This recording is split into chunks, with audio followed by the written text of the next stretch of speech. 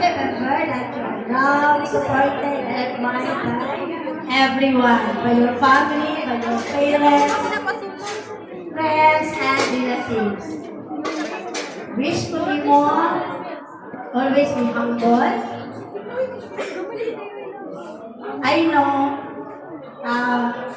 taas pa kaya ang ano, no? Pero, ang pinaka-advice na ako, eskwela,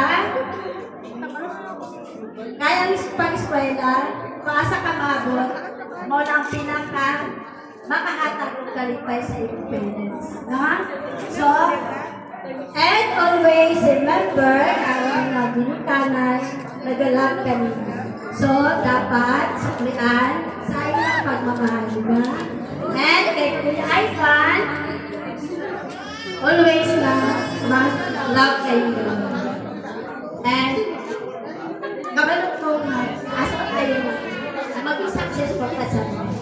Ate, be kind, always and be kind. I love you, ate. Happy birthday.